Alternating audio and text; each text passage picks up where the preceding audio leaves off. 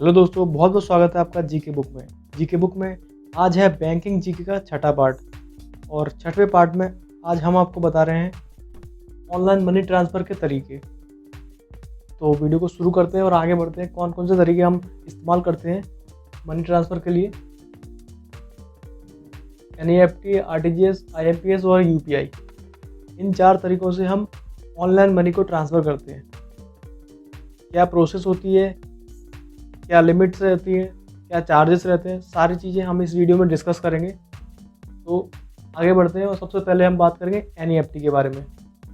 NEFT होता क्या है? सबसे पहले इसका full form national electronic funds transfer, full form इसका याद रखिएगा। NEFT भारतीय रिजर्व बैंक द्वारा शुरू किया गया था और यह एक इलेक्ट्रॉनिक फंड ट्रांसफ़र सिस्टम है। इसे 2005 में शुरू किया गया और बैंकिंग प्रौद्योगिकी में विकास और अनुसंधान संस्थान के द्वारा इसकी स्थापना की गई थी। NEFT भारत में बैंक ग्राहकों को किसी भी 2 NEFT सक्षम बैंक खातों के बीच 1-to-1 आधार पर फंड ट्रांसफ़र करने में सक्षम बनाता है। यह इलेक्ट्रॉनिक संदेशों के माध्यम से किया जाता है। किसी ग्राहक के लिए किसी अन्य पार्टी को फंड ट्रांसफ़र करने में सक्षम होने के लिए एक बैंक शाखा को NEFT सक्षम होना चाहिए। यानी कि अगर आपका बैंक NEFT सक्षम है, NEFT एनेबल है, जो NEFT करने की सुविधा देता है, लेकिन सामने वाला बैंक NEFT एनेबल नहीं है, तो आप फंड ट्रांसफ़र नहीं कर सकते। मतलब दोनों बैंकों को NEFT सक्षम होना चाहिए। सभी NEFT लेन देन पर एक शुल्क लागू होता है जो ₹2.5 से ₹25 के बीच में हस्तांतरित की जा रही राशि के आधार पर लगता है। दिसंबर 2019 से RBI ने NEFT को 24/7 इसे कर दिया। इससे पहले इसमें कुछ समय सीमा हुआ करती थी, जैसे कि बैंकिंग आवर्स हो गए, उनमें ट्रांसफ़र करना वगैरह वगैरह। NEFT का उपयोग करके हस्तांतरित की जा सकने वाली धनराशि की कोई सीमा नहीं है, ना तो न्यूनतम है और ना ही अधिकतम। RBI के दिशा निर्देशों के अनुसार NEFT के माध्यम से किए गए भुगतानों को आधे घंटे के बैचों में सेटल किया जाता है। NEFT के माध्यम से फंड ट्रांसफ़र करने के लिए आपको अपने आवश्यक बैंक के इंटरनेट बैंकिंग पोर्टल पर बेनिफिशरीज को जोड़ना होता है। आगे बढ़ते हैं और बात करते हैं RTGS की। RTGS होता है real time gross settlement. Real time gross settlement शब्द एक फंड ट्रांसफ़र सिस्टम को संदर्भित करता है जो धन को तत्काल हस्तांतरण की अनुमति देता है। ये तो भी इसकी डेफिनेशन। RTGS एक केंद्रीय बैंक की पुस्तकों में क्रेडिट के साथ डेबिट को नेट किए बिना व्यक्तिगत ऑर्डर के आधार पर भुगतान निपटाने की निरंतर प्रक्रिया है। एक बार पूरा हो जाने पर भुगतान अंतिम और अपरिवर्तनीय होता है। अधिकांश देशों में सिस्टम का प्रबंधन और संचालन उनके केंद्रीय बैंकों द्वारा किया जाता है, जैसा कि हमारे देश में RBI करता है। दोस्तों, मैं यहाँ पर आपको पॉइंट वाइज चीज़ें बता रहा हूँ ताकि ईजिली आप उसको समझ सकें। अगला पॉइंट है RTGS की शुरुआत है वो मार्च 2004 में RBI ने की थी। ठीक है। RTGS प्रणाली मुख्य रूप से बड़े मूल्य के लेन देन के लिए है। RTGS के माध्यम से प्रेषित की जाने वाली न्यूनतम राशि जो है वो 2 लाख रुपए की है। इससे कम आप RTGS नहीं कर सकते, उसके लिए आपको NEFT करना पड़ेगा। और जिसमें 2 लाख से ऊपर कोई सीमा नहीं है, आप कितने रुपए भी भेज सकते हैं। RTGS 14 दिसंबर 2020 से 24/7 362 दिन उपलब्ध है।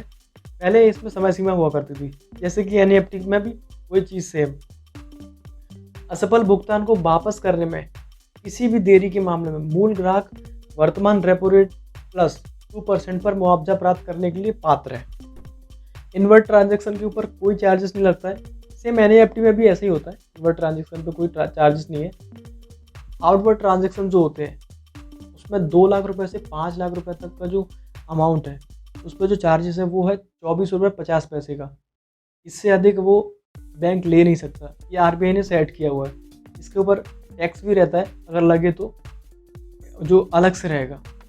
और 5 लाख रुपए से जो अधिक की राशि है उसके ऊपर ₹49.50 का जो है चार्जेस लगता है। इस अमाउंट के अंदर टैक्स इंक्लूड नहीं है, टैक्स इसके अलावा हो सकता है। और ये जो अमाउंट है, ये जो दोनों अमाउंट की मैं बात करूँगा, ये RBI ने सेट किए। बैंक चाहे तो इससे कम भी कर सकता है, लेकिन इससे ज़्यादा नहीं कर सकता। अपने हिसाब से वो इस सीमा के अंदर सेट कर सकता है। उसको 45 लेना है, 40 लेना है, या जो भी है। आरटीजीएस के माध्यम से धन हस्तांतरण के लिए भेजने वाली जो बैंक शाखा है और प्राप्त करने वाली बैंक शाखा दोनों को आरटीजीएस सक्षम होना चाहिए। जैसा कि हमने एनईएफटी में देखा, एनईएफटी हो या आरटीजीएस दोनों ही हम घर बैठे ऑनलाइन कर सकते हैं। अगर हम चाहें तो बैंक जाकर करना चाहें तो बैंक जाकर एक फॉर्म भर कर सकते हैं। यहाँ पर मैंने एक छोटा सा डिफरेंस दे रखा है एनईएफटी और आरटीजीएस में क्या डिफरेंस होता है। एनईएफटी एक इलेक्ट्रॉनिक फंड ट्रांसफर सिस्टम है जिसमें एक विशेष समय तक प्राप्त लेन देन को बैचों में संशोधित किया जाता है। यानी कि आपने पैसा ट्रांसफ़र किया, आपने प्रोसेस कर दी, लेकिन तुरंत पैसा आपके अकाउंट में या सामने वाले के अकाउंट में नहीं जाता। और इसके विपरीत आरटीजीएस में लेन देन पूरे दिन के आधार पर लगातार संशोधित होते हैं। आगे बढ़ते हैं और बात करेंगे आईएमपीएस के बारे में। आईएमपीएस का फुल फॉर्म है इमीडिएट पेमेंट सर्विस। यह एक त्वरित इलेक्ट्रॉनिक फंड ट्रांसफर सेवा है जो इंटर और इंट्रा बैंक ट्रांसफर की अनुमति देती है। सरल शब्दों में कहें तो आईएमपीएस ग्राहकों को एक खाते से दूसरे खाते में तुरंत पैसा ट्रांसफर करने में मदद करता है। आप आईएमपीएस का उपयोग करके रियल टाइम में पैसे भेज सकते हैं। यह सेवा बैंक की छुट्टियों सहित पूरे वर्ष 24/7 उपलब्ध है। आप आईएमपीएस को कई चैनलों जैसे कि mobile banking, SMS, net banking या यहाँ तक कि एटीएम के माध्यम से भी एक्सेस कर सकते हैं। आईएमपीएस की शुरुआत नवंबर 2010 में national payment corporation of India के द्वारा की गई थी। भारतीय रिजर्व बैंक ने आईएमपीएस की सीमा अक्टूबर 2021 में 2 लाख रुपए से बढ़ाकर 5 लाख रुपए प्रति लेन देन कर दी है। पहले यह सीमा 2 लाख रुपए थी। आईएमपीएस शुल्क काफ़ी हद तक उस राशि के ऊपर निर्भर करता है जिसे आप ट्रांसफ़र कर रहे हैं। हालांकि नियमित आईएमपीएस शुल्क वो 2.5 रुपये से 25 रुपये के बीच में ट्रांसफ़र की जा रही राशि जैसे कि 10,000 रुपये से लेकर के 5 लाख रुपये के आधार पर लगता है। यह शुल्क हर बैंक के लिए अलग अलग हो सकता है। जैसा कि मैंने पहले बताया आपको, बैंक चाहे तो कम शुल्क भी ले सकता है, लेकिन इस रेंज के अंदर ही लेगा। अब हम बात करेंगे यूपीआई के बारे में। यूपीआई का फुल फॉर्म होता है unified payments interface. Unified payments interface भारतीय राष्ट्रीय भुगतान निगम यानी कि एनपीसीआई द्वारा विकसित एक तत्काल रियल टाइम भुगतान प्रणाली है। यह इंटरफेस P2P या P2M दोनों लेन देन की सुविधा प्रदान करता है। P2P मतलब पर्सन से दूसरे पर्सन को अकाउंट में आप ट्रांसफ़र कर सकते हैं। दूसरा एक पर्सन से किसी मर्चेंट, सपोज किसी आप दुकानदार को या किराने की कोई दुकान है, वहाँ पर कुछ आपने सामान लिया, उसका पैसा देना हो। यह भारतीय रिजर्व बैंक द्वारा विनियमित है और एक मोबाइल प्लेटफॉर्म पर 2 बैंक खातों के बीच तुरंत धनराशि स्थानांतरित करने के लिए काम करता है। एक यूपीआई आईडी और पिन पैसे भेजने और प्राप्त करने के लिए पर्याप्त है। मोबाइल नंबर या वर्चुअल पेमेंट एड्रेस का उपयोग करके real time bank to bank भुगतान किया जा सकता है। यूपीआई की शुरुआत अप्रैल 2016 में एनपीसीआई ने की थी। वर्तमान में यूपीआई भुगतान निःशुल्क है, इसके ऊपर कोई चार्जेस नहीं लगते। यूपीआई भुगतान करने के लिए कोई अतिरिक्त शुल्क देना नहीं पड़ता। आप 1 रुपये से लेकर के 1000 रुपये तक या उससे ज़्यादा भी भेज सकते हैं। यूपीआई ने ऑनलाइन भुगतान को काफ़ी सरल बना दिया है। इससे तत्काल फंड ट्रांसफ़र करने में ज़्यादा समय भी नहीं लगता और आसानी से हो भी जाता है। इससे आप खाद्य वितरण सेवाएं जैसे कि जोमेटो, स्विगी वगैरह हो गए, shopping site Flipkart, Amazon, Myntra, आप या फिर किसी रेस्टोरेंट में बिल पे करना हो, किराने की दुकान पे कोई पेमेंट करनी हो, डिपार्टमेंटल स्टोर हो गए, हाउस का रेंट पे करना हो, मोबाइल का रिचार्ज करना हो, इलेक्ट्रिसिटी बिल पे करना हो, तो जो इस तरह की जो आप लेन देन जो होती हैं वो आप आसानी से यूपीआई के माध्यम से कर सकते हैं।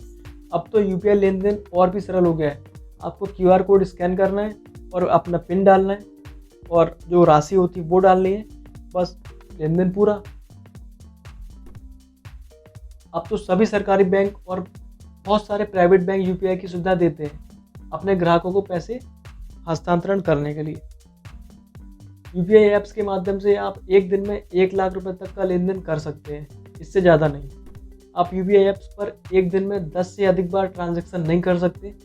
और एक अगला पॉइंट ये भी महत्वपूर्ण है, यूपीआई ऐप्स के माध्यम से आप किसी से 2000 रुपये से अधिक का अनुरोध नहीं कर सकते। ये 3 बातें आप ध्यान रखिएगा। यहाँ पर मैंने कुछ यूपीआई ऐप्स के लोगो लगा रखे हैं, आप सभी इनसे भली भांति परिचित हैं। दोस्तों, वीडियो देखने का आप सभी का बहुत बहुत धन्यवाद। कृपया इस वीडियो को लाइक करें, हमारे चैनल को सब्सक्राइब करें। सब्सक्राइब करने के बाद एक मेन बात, वो बेल आइकन दबाना ना भूलें, ताकि आने वाले वीडियोज़ के नोटिफिकेशन आपको मिलते रहें। बहुत बहुत धन्यवाद।